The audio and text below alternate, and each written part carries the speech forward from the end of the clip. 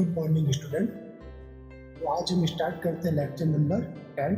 Lecture number 10 के अंदर हमें स्टडी करना है मेटल कार्बोनिल हाइड्राइड के बारे में, डिटेल स्टडी करेंगे हम। तो स्टार्ट करते हैं मेटल कार्बोनिल हाइड्राइड। तो सबसे पहले हम देखते हैं कि इस मेटल कार्बोनिल हाइड्राइड सिंथेसिस कैसे करते हैं, इसे बनाते कैसे हैं। लाइक कोई भी कार्बनिक कंपाउंड FeCO5, इसकी हमने रिएक्शन करवाई आयोडीन से, यानी आयोडीन से रिएक्शन करवाना मतलब ऑक्सीडेशन करवा रहे हैं। ऑक्सीडेशन होने पर क्या होगा, एक CO कार्बोनिल एलिमिनेट होगा, बाहर निकलेगा और I2 आपके कॉम्प्लेक्स के अंदर एंटर करेगा। तो ये आपके पास कॉम्प्लेक्स बनेगा FeCO4I2। ये भी आपके 18 इलेक्ट्रॉन रूल को फॉलो करेगा। फिर हमें क्या करना है, इसका रिडक्शन करवाना है सोडियम बोरोहाइड्राइड से या लिथियम एल्यूमिनियम हाइड्राइड से, LaH से। तो आपके पास क्या बनेगा, ये I2 जो है वो रिप्लेस हो जाएगा आपका न्यूक्लियोफाइड जो NaBH4 या NaH से जो प्रोवाइड होगा H- उसके द्वारा ये रिप्लेस होगा। तो आपके पास जो प्रोडक्ट बनेगा वो होगा FeCO4H2 मेटल कार्बोनिल हाइड्राइड। इसमें क्या होता है, मेटल एंड हाइड्रोजन के बीच में डायरेक्ट बॉन्डिंग होती है, इसलिए हम इसे बोलते हैं कई बार मेटल हाइड्राइड भी कहते हैं। क्योंकि इसके अंदर कार्बोनिल भी है इसलिए इसे हम कह रहे हैं मेटल कार्बोनिल हाइड्राइड। तो नेक्स्ट सिंथेसिस मेथड देख लेते हैं। इसके अंदर अगर हमारे पास Mn2CO10 है तो इसका हमने क्या करवा, रिडक्शन करवाया सोडियम या पोटेशियम एलिमेंट से। तो हमारे पास क्या बनेगा, मेटल मेटल बॉन्ड फ्री होगा और हमारे पास प्रोडक्ट बनेगा 2NaMnCO5। अब इसका क्या करवाना है आपको, ये आपका बन गया मेटल कार्बोनिलेट। क्या बना ये, मेटल कार्बोनिलेट लाइक MnCO5 और इस कॉम्प्लेक्स के ऊपर चार्ज था -1। ओके, अब इस मेटल कार्बोनिलेट को आप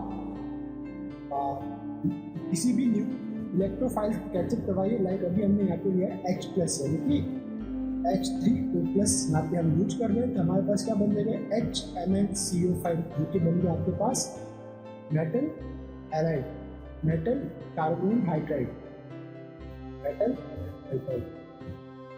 ओके, अब अदर एग्जाम्पल क्या हमारे पास, एग्जाम्पल है हमारे पास CO2CO8। ये आपके पास डाई कोबाल्ट ऑक्टा कार्बोनिल जो कि ट्रिपल बॉन्ड प्रोटेक्शन के लिए यूज में आता है। अब इस कॉम्प्लेक्स की हमने रिडक्शन करवाया सोडियम से, तो मेटल मेटल बॉन्ड फ्री होगा और क्या बनेगा, NaCO4। ये बन गया आपके पास, ये 2 मोल रहेंगे। तो ये रहेगा आपके पास कार्बोनिलेट CO4 एंड देन इसके ऊपर माइनस चार्ज। ओके, अब इस पर्टिकुलर कॉम्प्लेक्स को आपने इलेक्ट्रोफाइल से टचअप करवाया, लाइक H+ आपने लिया, तो आपके पास क्या बन गया, COCO4H। ये भी बन गया आपके पास metal hydride, metal hydride. Second example आपके पास है FeCO3 PMe3 ट्वाइस। ओके, यहाँ पे ये जो है PMe3 ट्वाइस आपके पास कोई अदर लिगेंड है जो इलेक्ट्रॉन डोनेटिंग लिगेंड है। इसकी रिएक्शन आपने करवाई H2SO4 यानी एसिड से। तो एसिड क्या करता है, ऑक्सीडेशन।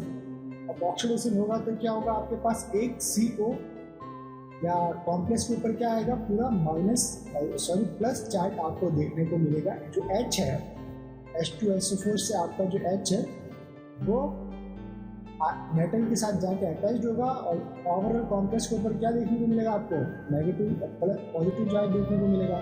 ये कॉम्प्लेक्स भी ओवरऑल 18 इलेक्ट्रॉन को फॉलो करता है। कैसे देख लेते हैं, देखिए H it means 1 electron plus Fe8 plus 3 carbonyl 3 to 6 and plus PMe3, ये 2 इलेक्ट्रॉन डोनर होते हैं एंड 2 मॉलिक्यूल होते हैं, 2 to 4 प्लस कॉम्प्लेक्स के ऊपर प्लस चार्ज है तो यहाँ पे मुझे -1 करना पड़ेगा। ऐड कीजिए 8 + 6 14 + 4 18, 18 + 1 19 - 1 18। ये आपके पास 18 इलेक्ट्रॉन रूल को फॉलो कर रहा है। अदर एग्जाम्पल है आपके पास FeCP twice, FeCP twice plus H2SO4। आपके पास फेरोसिन है, फेरोसिन की रिएक्शन हमने करवाई है H2SO4 से। तो क्या होगा, ऑक्सीडेशन फेरोसिन का होगा और जो आपका H+ है जो एसिड से ऑक्सीडेशन करवा रहा है तो H+ मेटल के साथ जाके बाइंडअप होगा तो बनेगा आपके पास Cp twice FeH plus charge. ये भी आपका 8 इलेक्ट्रॉन रूल को फॉलो करेगा। इसमें आपका H प्लस जो है वो रिंग के ऊपर अटैक नहीं करेगा, like Fe beta 4 C5H5 beta 5 C5H5 ये वाला प्रोडक्ट आपको देखने को नहीं मिलेगा। ये DGM रूल के थ्रू अप्लाई होता है। उसमें अगर कोई न्यूक्लियोफाइल अटैक करता है तो वो रिंग के ऊपर कहाँ अटैक करेगा वो हम DGM रूल के अकॉर्डिंग पढ़ेंगे, जिसके ऊपर हमने सेपरेट वीडियो बनाकर पहले भी अपलोड किए और इस सीरीज में भी अपलोड करेंगे। अदर एग्जाम्पल है आपके पास NiCp2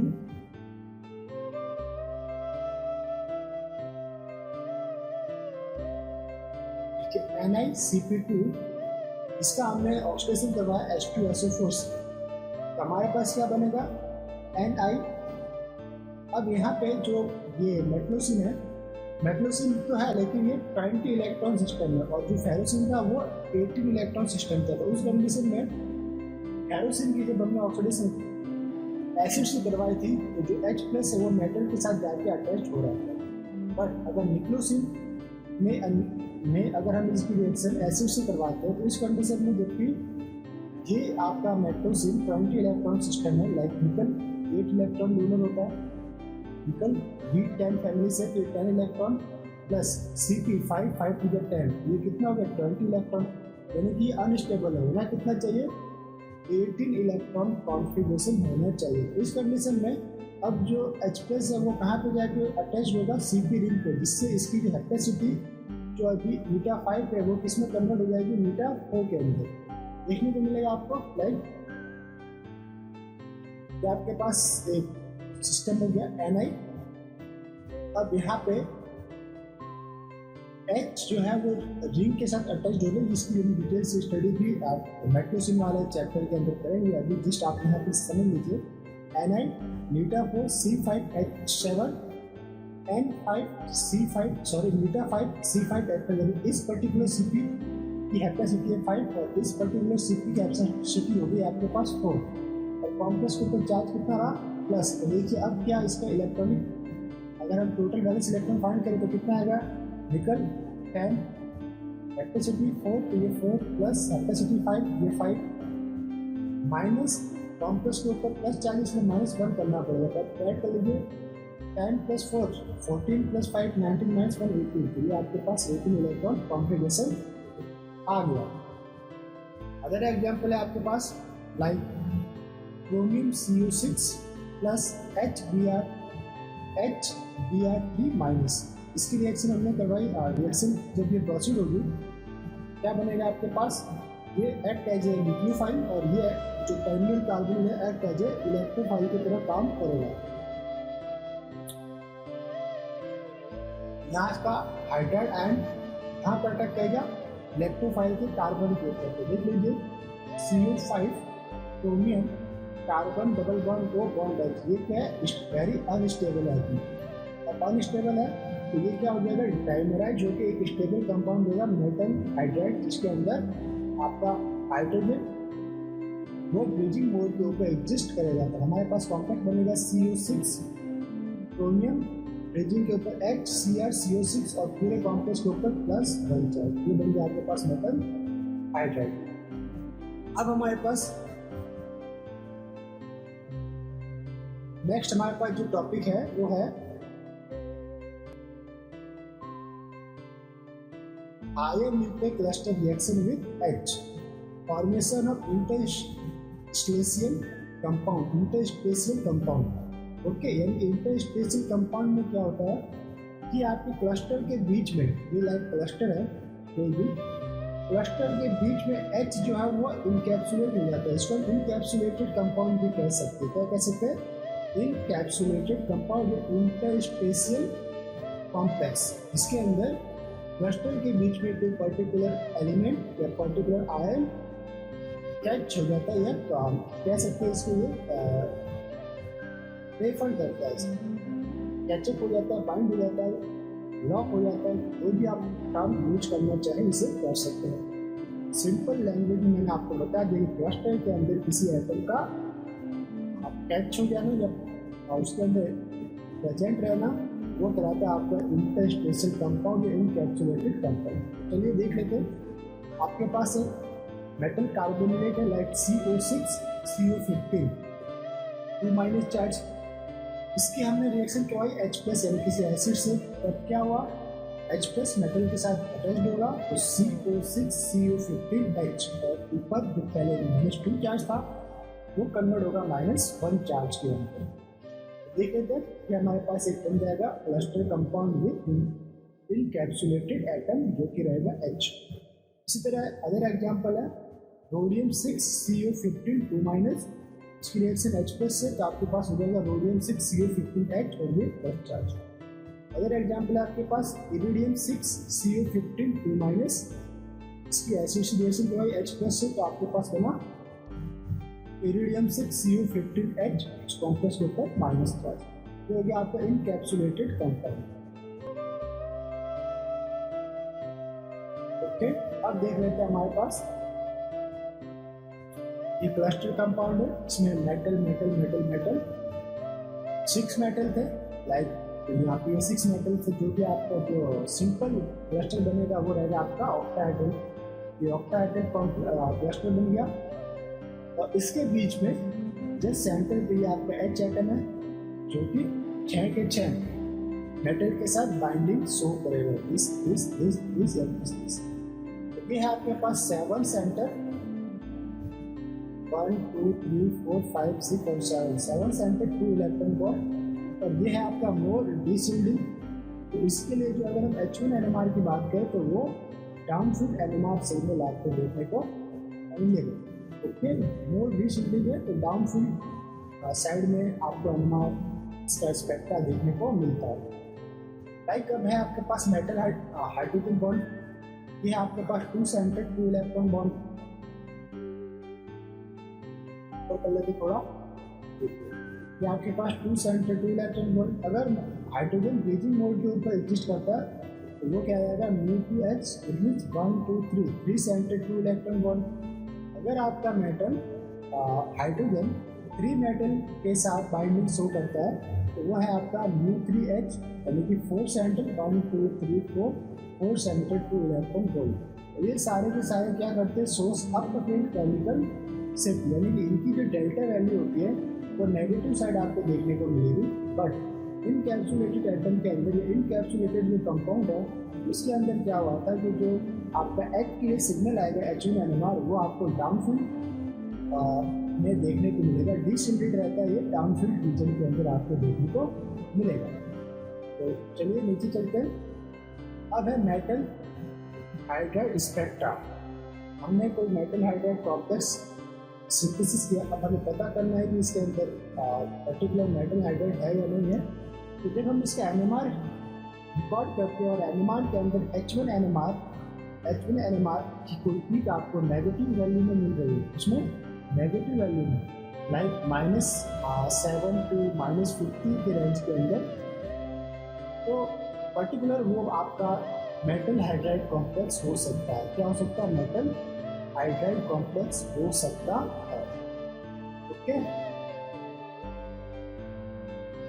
चलिए इसको रद्द करते हैं और हम आपको मेटल हाइड्राइड केमिकल सिर्फ ऑलवेज क्या रहते हैं, नेगेटिव रहते हैं।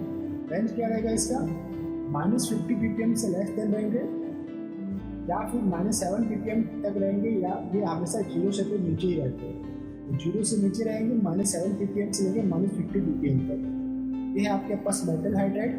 तो M+H- यानी कि हाइड्रोजन की इलेक्ट्रोनेगेटिविटी मेटल से ज़्यादा होती है, इसलिए पर्टिकुलरली हाइड्रोजन नेगेटिवली चार्ज रहता है। H1 NMR से वैल्यू कितनी आएगी? Delta value -7.5 ppm to -15 ppm, या फिर आप -50 भी लिख सकते हैं यहाँ पे। अब ये वेरी करता है कौन सा मेटल है कौन सा कॉम्प्लेक्स है, उस अकॉर्डिंग इसकी रेंज डिपेंड करती है। अब आपके पास मेटल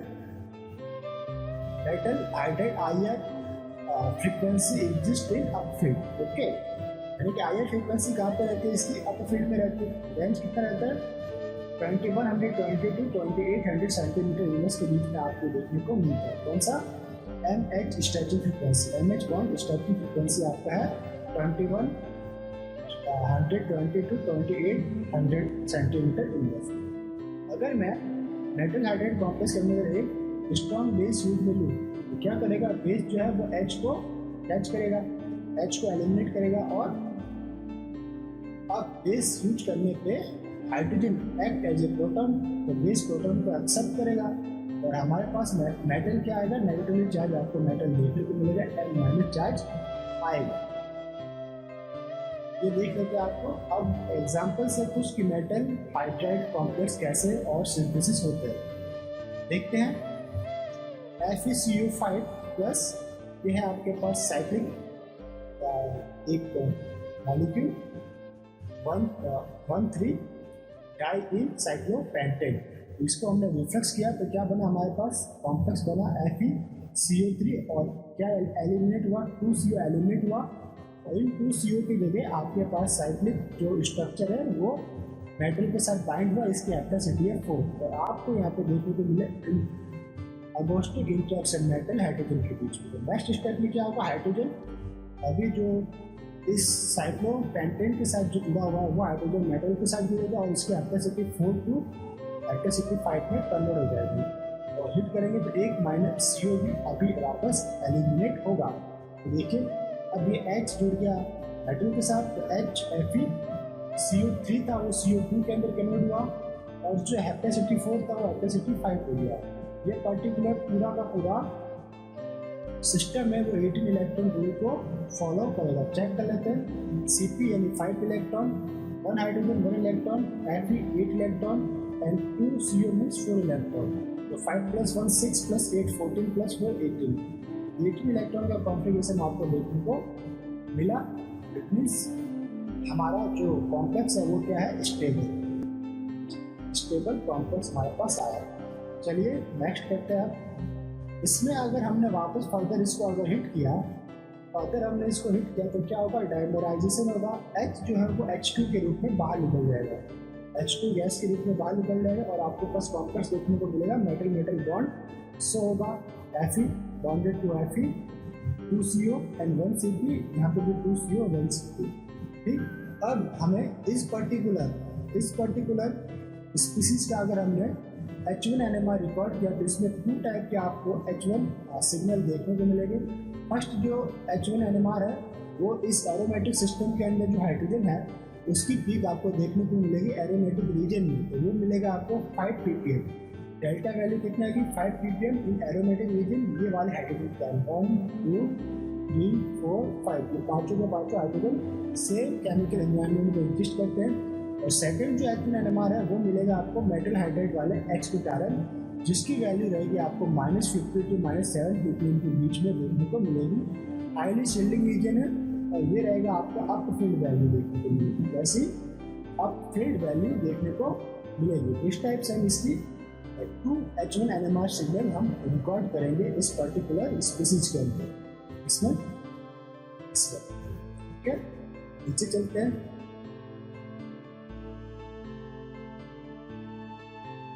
एक क्वेश्चन है आपके पास MnCO5H।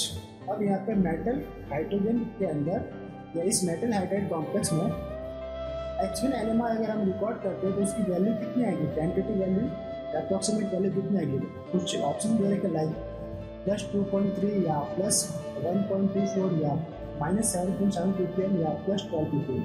तो आपको देखते ही रिकॉग्नाइज कर लेना कि जब भी ऑर्गेनोमेटेलिक कंपाउंड के अंदर मेटल हाइड्रोजन बॉन्ड एग्जिस्ट है तो उस कंडीशन में H1 NMR क्या रहेगा, -7.7 ppm या -7 ppm to -50 ppm के बीच में इसकी वैल्यू आती है। ये आंसर आपका राइट है, -7.7 ppm।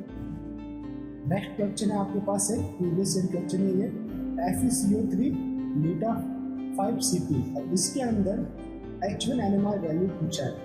तो हमेशा ऑर्गेनोमेटेलिक कंपाउंड के अंदर अगर Cp रिंग इंसिस्ट करती है उस कंडीशन में अगर H1 NMR हम रिकॉर्ड करते हैं तो Cp के अंदर जो 5 हाइड्रोजन है वो पांचों के पांचों सेम केमिकल एनवायरनमेंट में रहते हैं और एक सिग्नल प्रोवाइड करेंगे एरोमेटिक रीजन के अंदर।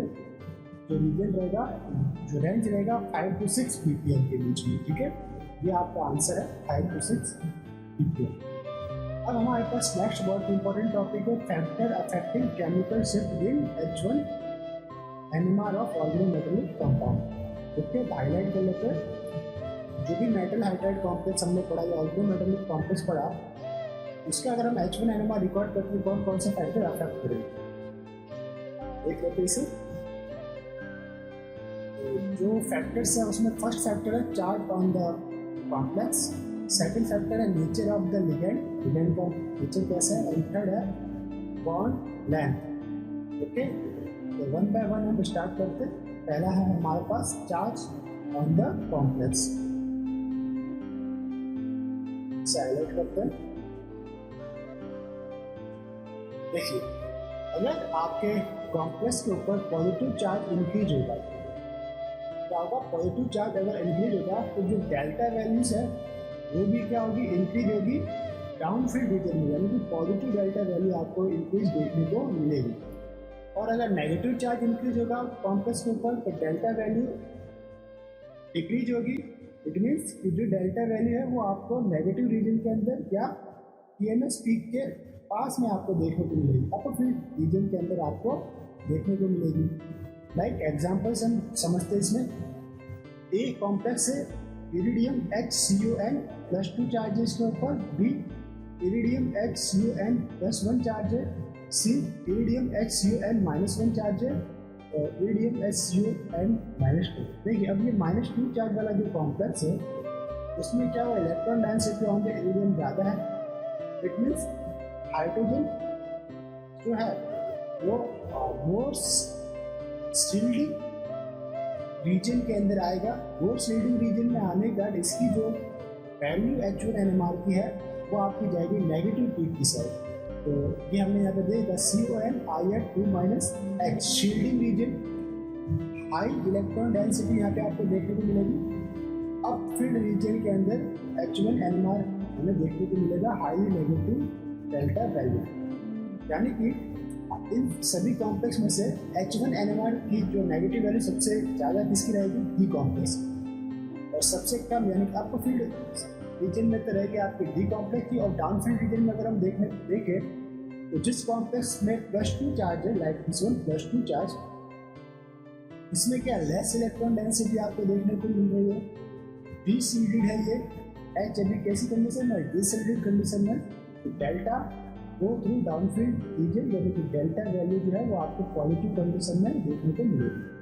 तो केमिकल शिफ्ट ऑर्डर क्या रहेगा आपका, केमिकल शिफ्ट ऑर्डर रहेगा positive charge increasing, delta value is also increasing on downfield region, यानी ए कॉम्प्लेक्स जिसके लिए डेल्टा वैल्यू पॉजिटिव में सबसे ज़्यादा रहेगी, फिर बी, फिर सी और डी की जो है वो नेगेटिव रीजन के अंदर आपको डेल्टा वैल्यू देखने को मिल सकती है। ओके, तो अब है ये सारे के सारे मेटल हाइड्राइड है, तो सभी की वैल्यूज जो है वो आपको नेगेटिव के अंदर ही आएगी, यानी कि डेल्टा की जो वैल्यूज है वो नेगेटिव नहीं आएगी। लेकिन नेगेटिव में सबसे बड़ी वैल्यू किसकी आएगी, डी के लिए, फिर उसके बाद आएगी सी के लिए, फिर उसके बाद बी के लिए, और उसके बाद ए के लिए। ओके, मेटल हाइड्राइड स्पेक्ट्रा आप रिकॉर्ड करो तो डेफिनेटली वो आपको नेगेटिव उसका डेल्टा वैल्यू मिलती है।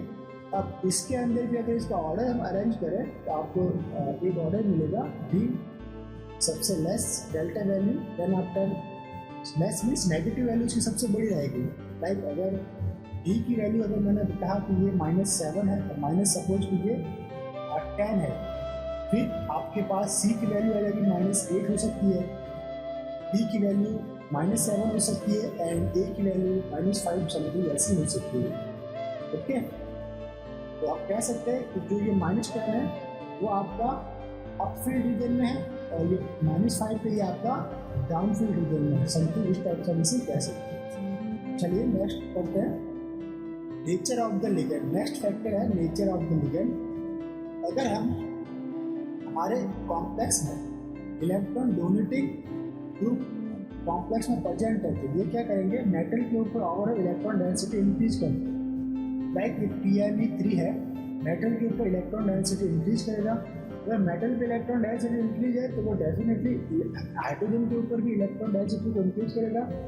इट मीन्स हाइड्रोजन जो है वो हाईली सील्डिंग रीजन के अंदर जाएगा, यानी नेगेटिव चार्ज हाइड्रोजन पे पड़ेगा तो हाईली सील्डिंग रीजन में जाएगा और इसकी डेल्टा वैल्यू माइनस रीजन के अंदर या नेगेटिव रीजन में इसकी डेल्टा वैल्यू बढ़ेगी। H1 NMR delta of H attach up to metal, यानी delta value decrease, it means minus portion में इसकी वैल्यू बढ़ेगी, अपफील्ड रीजन में इसकी वैल्यू बढ़ेगी एंड हायर स्ट्रेचिंग फ्रीक्वेंसी क्या होगी, डिक्रीज होगी, लेस होगी। मेटल हाइड्रोजन आयर फ्रीक्वेंसी अब कैसे होगी पता करना है, तो आयर फ्रीक्वेंसी का जस्ट फंडा जो अपना कंसेप्ट क्या होता है, आयर फ्रीक्वेंसी म्यू ये होता है इन्वर्सली प्रोपोर्शनल टू आपका रिड्यूस्ड मास।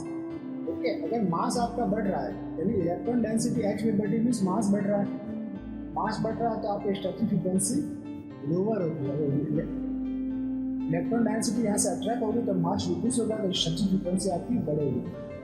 डेफिनेटली आपका हायर स्ट्रेचिंग फ्रीक्वेंसी भी आपको क्या होगी, आपको लोअर देखने को मिलेगी। सेकेंड क्वेश्चन इसका, अगर इलेक्ट्रॉन विड्रॉइंग ग्रुप आपका कॉम्प्लेक्स में बढ़ता है तो ये क्या करेगा, मेटल से इलेक्ट्रॉन डेंसिटी को डिक्रीज करेगा। तो ओवरऑल क्या होगा, हाइड्रोजन मेटल बॉन्ड में इलेक्ट्रॉन डेंसिटी भी डिक्रीज होगी, ये आपका मोर एसिडिक की तरह बिहेव करेगा। हायर स्ट्रेचिंग फ्रीक्वेंसी बढ़ेगी, क्यों, क्योंकि इलेक्ट्रॉन डेंसिटी निकल रही है, मास इसका कम हो रहा है, इस पर्टिकुलर दोनों सिस्टम का मास कम हो रहा है, मास कम तो स्ट्रेचिंग फ्रीक्वेंसी ज़्यादा आपको देखने को मिलेगी। तो H1 NMR डेल्टा वैल्यू जो है H की वो क्या होगी, अपफील्ड डाउनफील्ड रीजन में बढ़ेगी, यानी डेल्टा वैल्यू इंक्रीज होगी कहाँ पे, डाउनफील्ड रीजन में। ओके, और हायर स्ट्रेचिंग फ्रीक्वेंसी आपको इंक्रीज होगी, इसके लिए हायर स्ट्रेचिंग फ्रीक्वेंसी इंक्रीज। तो यहाँ पे ओवरऑल हमारे पास क्या कंक्लूजन निकला कि अगर कॉम्प्लेक्स में इलेक्ट्रॉन डोनेटिंग ग्रुप इंक्रीज हो रहा है तो डेल्टा वैल्यू डिक्रीज होगी, इट मीन्स डाउनफील्ड रीजन के अंदर जाएगी, सॉरी अपफील्ड रीजन के अंदर जाएगी, इससे हम सही कर लेते हैं, डाउनफील्ड एंड अपफील्ड, यानी नेगेटिव वैल्यू आपको देखने को मिलेगी अपफील्ड रीजन में जाएगी। और अगर इलेक्ट्रॉन विड्रॉइंग ग्रुप इंक्रीज हो गई तो ये जाएगी आपकी डाउनफील्ड रीजन में। ओके, तो चलिए इसके ऊपर बेस्ड क्वेश्चन पढ़ लेते हैं जो कि एग्जाम में आते हैं। क्वेश्चन हमारे पास, अरेंज द डेल्टा वैल्यू, और ये हमारे 4 कॉम्प्लेक्स दे रखे हैं और इसकी डेल्टा वैल्यू हमें अरेंज करनी है। ये H1 NMR के लिए delta value H1 NMR। Okay, तो पहला कॉम्प्लेक्स है HCuCO4, सेकेंड कॉम्प्लेक्स आपके पास CuCO twice PMe3 twice H and D complex CO3 PMe3, ये वन सिंगल मॉलिक्यूल है एंड डी कॉम्प्लेक्स है CuCO1 PMe3, ये भी 3 मॉलिक्यूल एंड H। तो सभी के अंदर आपके पास मेटल हाइड्राइड कॉम्प्लेक्स, ये H, दिस इन सभी की जो H1 NMR है वो नेगेटिव साइड में रहेगी। बट अब सबसे कम यानी सबसे कम नेगेटिव वाले कौन सा रहेगा वो चेकअप करना है। तो जिसके अंदर ज़्यादा इलेक्ट्रॉन डोनेटिंग ग्रुप प्रेजेंट रहेंगे, लाइक PMe3 एक इलेक्ट्रॉन डोनेटिंग ग्रुप है और इस डी कॉम्प्लेक्स में वो कितने हैं, 3 मॉलिक्यूल प्रेजेंट है। ओके, तो डी कॉम्प्लेक्स में 3 मॉलिक्यूल प्रेजेंट है, मीन्स इसके लिए H1 NMR सबसे अपफील्ड के अंदर रिकॉर्ड होगा, यानी कि डेल्टा वैल्यू सबसे नेगेटिव साइड में सबसे ज़्यादा आएगी। डेल्टा वैल्यू नेगेटिव साइड में सबसे ज़्यादा डी क्या आएगी, इसलिए हमने डी लिखा है सबसे कम, यानी कि नेगेटिव वैल्यू सबसे कह सकते हैं आप, जो आपका लाइन स्केल है, लाइन स्केल में अपफील्ड में यानी यहाँ पे सबसे कम जो नेगेटिव पोर्शन है वहाँ पे आपको देखने को मिलेगा डी की वैल्यू। फिर उसके बाद 2 मॉलिक्यूल ऑफ PMe3 किसमें, सी में, तो उसके बाद आपको देखने को मिलेगा सी की वैल्यू को। फिर आपके पास बी में 1 मॉलिक्यूल है PMe3 का, तो फिर ये आपको देखने को मिलेगा ए की वैल्यू, बी की वैल्यू, और फिर आपको देखने को मिलेगा ए की वैल्यू, और ये आपका रहेगा TMsP यानी 0 पे। तो 0 के जस्ट बाद लाइक ये हो गया आपका -7 हो गया, ये -8 हो गया, ये -9 हो गया, ये -10 हो गया। ओके, तो H1 NMR delta value order क्या रहेगा, यानी -7 अभी बड़ा है इसलिए हमने लिखा है A is greater than B, B is greater than C, C is greater than D। Okay, तो -7 is greater than -8, -8 is greater than -9 and -9 is greater than -10। Acidic order अगर हमसे पूछा जाए तो मोर एसिडिक ऑर्डर कौन सा होगा, इसका जस्ट इन्वर्ट कर दीजिए। तो जो ए पोर्शन है या ए कॉम्प्लेक्स है वो उसका जो हाइड्राइड है वो मोर एसिडिक है compare to B, compare to C, compare to D. अगर आपके कॉम्प्लेक्स में इलेक्ट्रॉन डोनेटिंग लिगेंड प्रेजेंट है तो उस कॉम्प्लेक्स के हाइड्रोजन की एसिडिक नेचर सबसे कम होगी।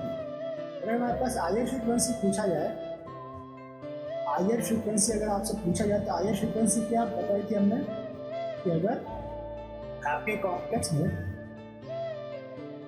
ये हायर फ्रीक्वेंसी जस्ट इसके अकॉर्डिंग रहता है, आपके केमिकल शिफ्ट के अकॉर्डिंग ही रहता है। तो यहाँ पे देखना है अगर आपके कॉम्प्लेक्स में इलेक्ट्रॉन डोनेटिंग ग्रुप कम है तो उस कॉम्प्लेक्स की higher frequency, metal hydrogen higher frequency, यहाँ पे किसका पूछा, मेटल हाइड्रोजन हायर फ्रीक्वेंसी सबसे ज़्यादा होगी। तो ए कॉम्प्लेक्स की ज़्यादा, फिर बी, फिर सी एंड फिर डी।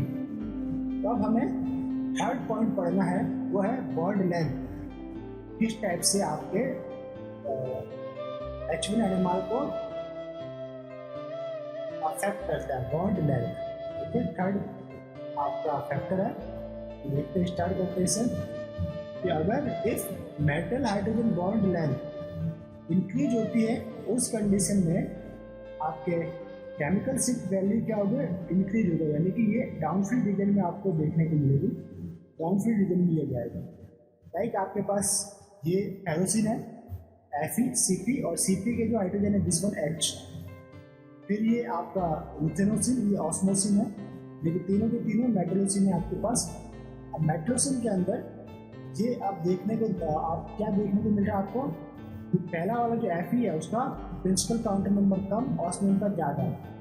प्रिंसिपल काउंटर नंबर ज़्यादा है, इट मीन्स डेफिनेटली ये साइड में बड़ा है, तो डेफिनेटली Fe और H के बीच में जो डिस्टेंस है वो डिस्टेंस ऑस्मियम और H के बीच में डिस्टेंस है उससे कम रहेगा। तो अगर ऑस्मियम H की डिस्टेंस कम है तो केमिकल शिफ्ट ये कहाँ पे जाएगा, आपका डीसोल्डिंग रीजन में जाएगा।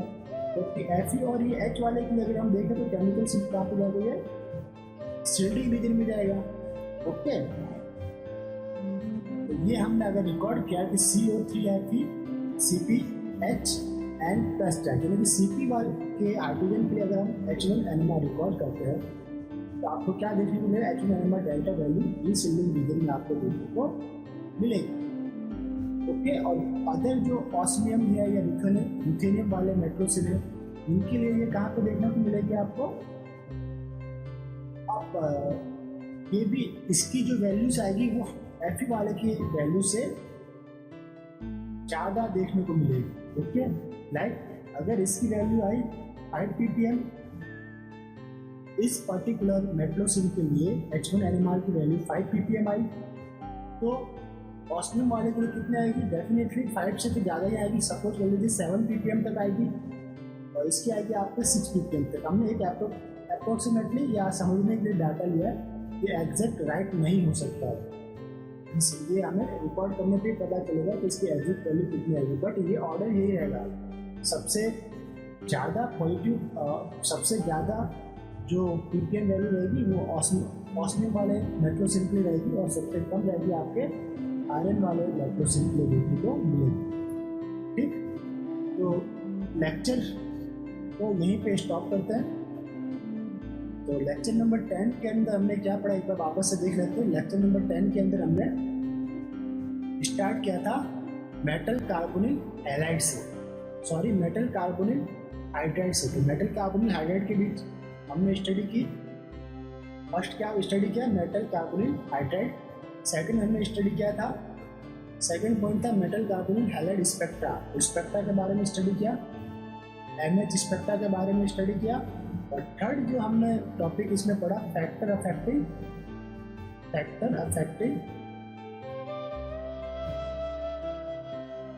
केमिकल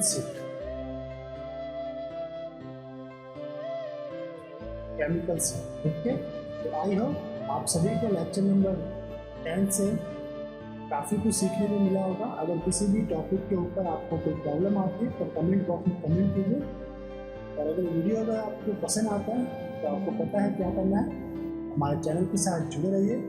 तो मिलते हैं नेक्स्ट लेक्चर नंबर 11 में, जिसके अंदर हम मेटल कार्बोनिल हैलाइड के बारे में स्टडी करेंगे। तो लेक्चर नंबर 11 के अंदर मिलते हैं, जिसमें हम मेटल हैलाइड के बारे में डिटेल स्टडी करेंगे। तो तब तक के लिए हैव अ नाइस डे।